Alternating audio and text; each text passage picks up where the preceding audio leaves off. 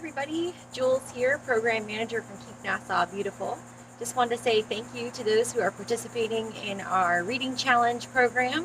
Just want to say welcome and thanks for joining us. Today we're going to be reading the 3 R's, Reduce, Reuse, Recycle, something that means a lot to us here at Keep Nassau Beautiful. This book is written by Nuria Roca and illustrated by Rosa M. Curto.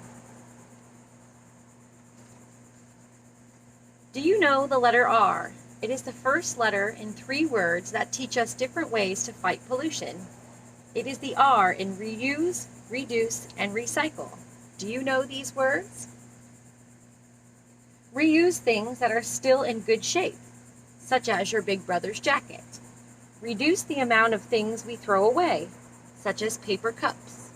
Recycle old things to make new ones, such as a puppet out of an old sock. In the town where Paul lives, people throw their garbage bags into a garbage container at the corner. In the morning, a garbage truck empties the container and takes the garbage bags. Do you know where? To a garbage landfill or dump, which is a huge place in the mountains or in the countryside, far from the city.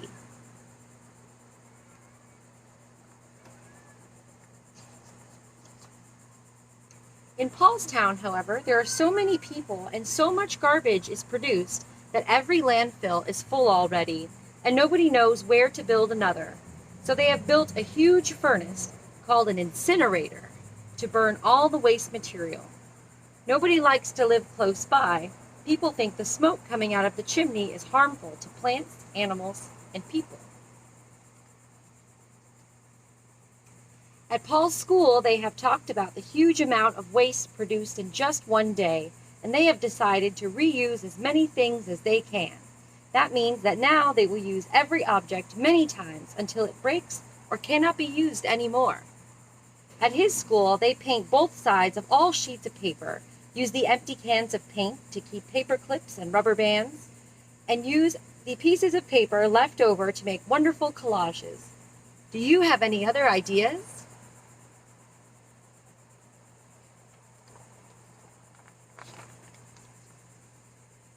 At home, everybody reuses as many things as possible. Paul wears the t-shirts that his big brother has outgrown and also plays with many of his old toys. Can you guess how many objects on the right page may be used over and over? These are all of the items here. Paul's brother outgrew his bike and now Paul rides it. And since he has no use for his tricycle anymore, he has passed it on to his cousin.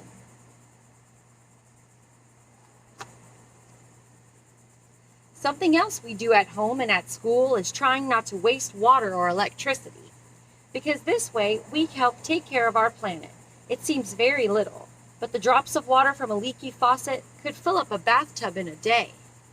So keep the water and the lights off when they're not needed, of course.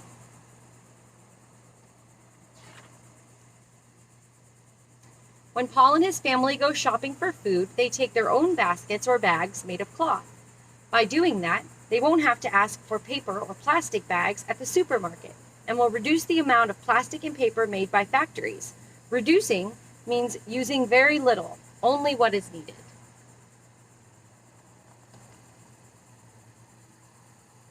At Paul's school, they throw all paper and cardboard into a special street container. Then trucks pick up everything and take it to a paper mill, where used paper and cardboard is shredded and washed until it becomes a pulp that is wet and soft. With this pulp, they make paper again. While it gets dry, we have recycled paper.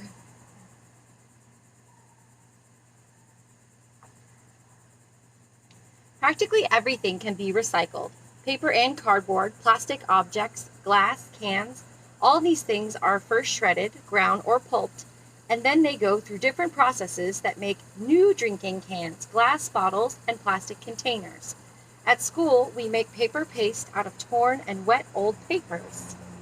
Things made with boxes and paper paste. A lot of cool stuff.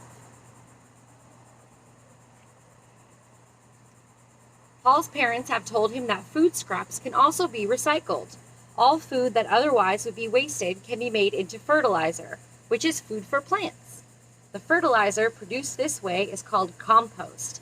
The banana peels and lemon rinds Paul has just thrown into the garbage may become food for plants, like all food scraps. That's great!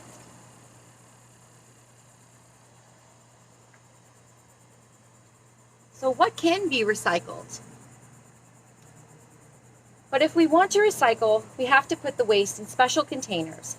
Now, in the kitchen at Paul's home, there is a container for things made of plastic, metal, or glass, and another for all the other garbage.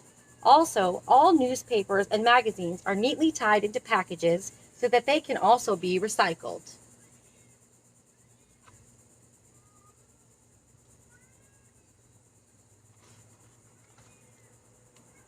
At some schools, they also collect used batteries. The children have been told batteries may not be recycled and that they pollute a lot, so it is very important not to throw them in the garbage. That's why the children have made a special container for them. Once it is full, they will take it to a recycling center, where the metal from batteries will be used to make new ones. The drawings to decorate the container are the work of Paul's class. Nice job, isn't it?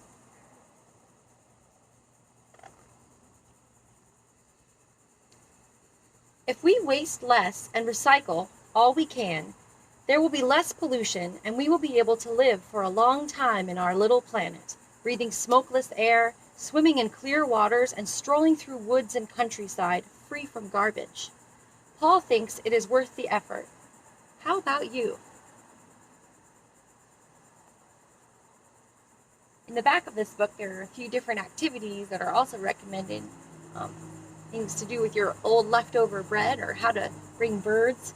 You saw that had a butterfly come through our background here. Some different experiments as well. We really appreciate you guys taking any time to learn about reducing and reusing, recycling. All of these things are really making a big difference in our small community, and every little difference that you make makes a bigger difference along the line. Thanks for joining us. I hope you guys have a great day today.